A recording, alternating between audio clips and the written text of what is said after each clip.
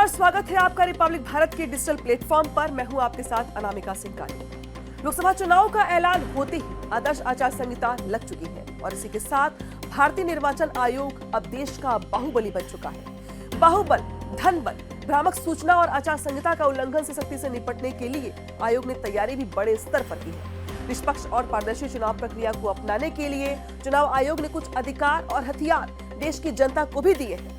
वैसे तो मतदाताओं को धमकाने या लुभाने से लेकर हर पॉलिटिकल पार्टी, हर एक दल के उम्मीदवार, चुनाव प्रचार, सब कुछ चुनाव आयोग की नजर में रहने वाला है। हालांकि इस पूरी प्रक्रिया को आसान बनाने के लिए चुनाव आयोग ने 27 ऐप्स और पोर्टल भी बनाए हैं। इनमें से कुछ ऐप पॉलिटिकल पार्टीज के लिए तो कुछ उम्मीदवारों के लिए और कुछ मतदाताओं के लिए भी बनाए गए हैं। ऐसे में हम उन 3 ऐप्स के बारे में आपको बताने जा रहे हैं जिनका इस्तेमाल करके मतदाता निष्पक्ष और पारदर्शी चुनाव प्रक्रिया में अहम भूमिका निभा सकते हैं। सी विजिल ऐप ये एक ऐसा ऐप है जिसके जरिए एक आम व्यक्ति भी चुनाव में गड़बड़ करने वालों को सबक सिखा सकता है। सी विजिल नागरिकों के लिए चुनाव के दौरान आचार संहिता और उसके उल्लंघन की रिपोर्ट करने के लिए है। सी विजिल का मतलब सतर्क नागरिक है और ये स्वतंत्र निष्पक्ष चुनाव के संचालन में नागरिकों की सक्रिय और जिम्मेदार भूमिका पर जोर देता है। आप ऐसे समझ सकते हैं कि आपके आसपास अगर कोई उम्मीदवार पैसे शराब बांट रहा है या किसी को धमका रहा है या गड़बड़ी करने की कोशिश कर रहा है तो आपकी शिकायत पर 100 मिनट के भीतर ही एक्शन हो जाएगा। VHA यानी कि वोटर हेल्पलाइन ऐप नाम से ही समझ में आ जाएगा क्योंकि ये ऐप मतदाताओं की सुविधा के लिए बनाया गया है। इस ऐप की कई खासियत है जिससे मतदाताओं को भाग दौड़ या परेशान होने की जरूरत बिल्कुल नहीं है। ऐप के जरिए मतदाताओं को वोटिंग लिस्ट में अपना नाम खोजने में आसानी होगी। इसके जरिए मतदाता अपना रजिस्ट्रेशन भी करवा सकते हैं।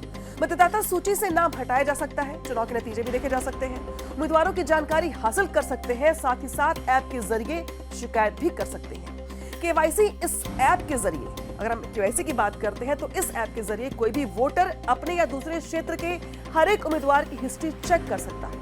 कैंडिडेट का क्रिमिनल बैकग्राउंड क्या है, उस पर कितने केस चल रहे हैं, इन तमाम सवालों के जवाब उसको इस ऐप के जरिए मिल जाएंगे, यानी कि सारी जानकारी आपको यहाँ मिल जाएगी। इसका मकसद ये है कि जनता को उम्मीदवारों की आपराधिक छवि का पता चल जाएगा जिससे वो अपने हिसाब से वोट कर सकता है। 7 चरणों में होंगे लोकसभा के चुनाव। चुनाव आयोग ने शनिवार को देश में लोकसभा चुनाव की तारीखों का ऐलान कर दिया है। इस बार लोकसभा चुनाव के लिए मतदान 19 अप्रैल से शुरू होकर 7 चरणों में संपन्न होंगे।